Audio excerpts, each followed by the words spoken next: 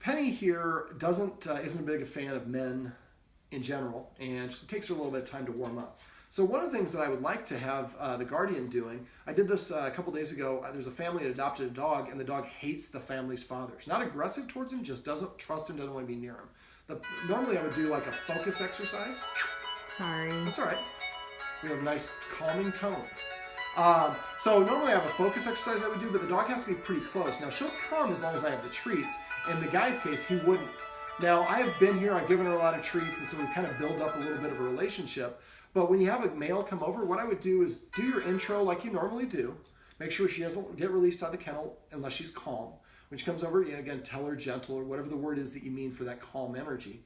And one thing you can do is when she is nice and calm, it's just you, pet her from from her neck to her butt in long strokes and say one word.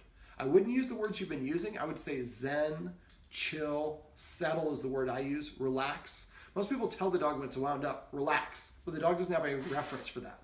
So if we associate the word with a nice calm pet when she is relaxed, later on when she is not relaxed, she can channel and understand what you mean. So the technique that I'm going to go through is I have basically some high value meat treats. What I'm going to do is Penny, sit, catch. I say the word catch, you can use whatever word, but when it touches her lips. Penny, sit, catch.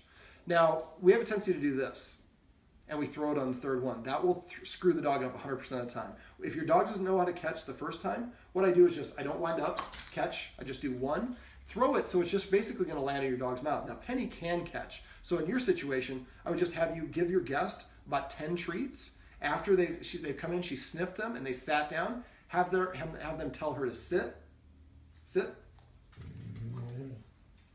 catch. So that grumble was, you don't have the authority to tell me to sit. But again, like we talked about neural pathways in the myelin, the more that she practices that with you guys and with guests, if she starts to associate, when a man comes into my house, first he's quiet, I get to sniff him, and then if I sit down a couple feet away from him, he'll throw these high value treats and I get to catch him. We're making it into a game. The man gets to interact with your dog in a positive way. And then after a while, your dog starts to associate. When men come over, I get tossed 10 or 12 of these really high value treats that I love. It's a special, good thing. And as a result of that, I'm going to start welcoming and wagging my tail and be happy when I see a man. Now, this is going to solve all of your problems. A lot of the problems that you have are related to the dog thinking it has too much authority.